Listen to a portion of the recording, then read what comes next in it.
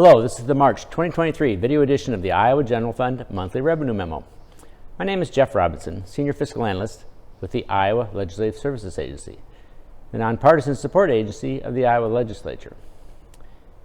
This video covers Iowa General Fund revenue for fiscal year 2023 year-to-date through April 1st, changes over the past year to deposit processing, as well as recent changes to the due dates for sales tax, have caused the traditional revenue analysis performed through the end of the last day of any given month to be incomplete and often misleading. For that reason, the LSA's monthly video memos present information through the first day of the following month, where the month-end deposit processing and due date changes no longer impact the analysis in any meaningful way. For the month of March 2023, the issues were eliminated with transactions processed on April 3rd. Through April 3rd and on a fiscal year basis, net receipts increased $333 million and 5.5%, a slight decrease from the 5.6% growth rate calculated through March 1st.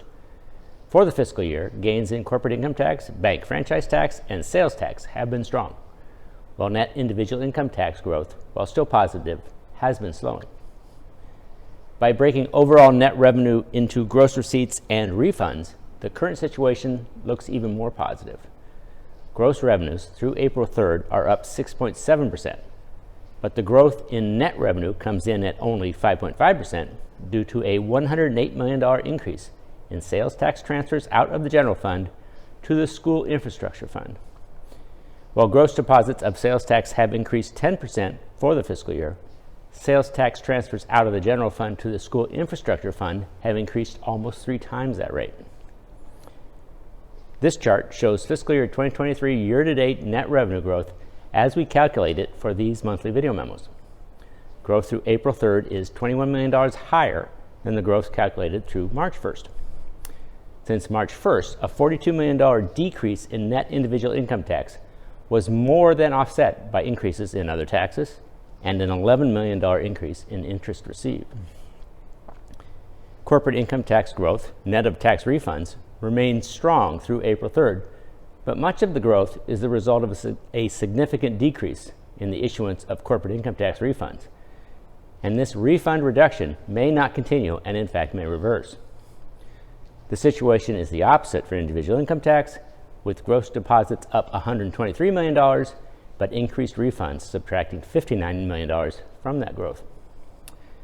With the initiation of significant tax reductions as of January 1, 2023, both individual income and corporate income taxes can be expected to slow for the remainder of the fiscal year and after. The Revenue Estimating Conference, or REC, met on March 10th. The new REC estimate for the current fiscal year added $135 million to the level projected in December, with more than 40% of the increase related to the interest income projection. Fiscal year 2023 net revenue is now projected to decrease $53 million and 0.5% compared to actual 2022 net revenue.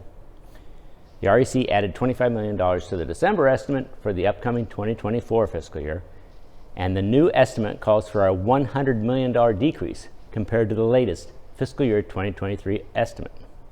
In summary, the year-to-date rate of net revenue growth slowed a bit from March 1st through April 3rd, but overall growth remains well above the negative 0.5% expected for the entire fiscal year.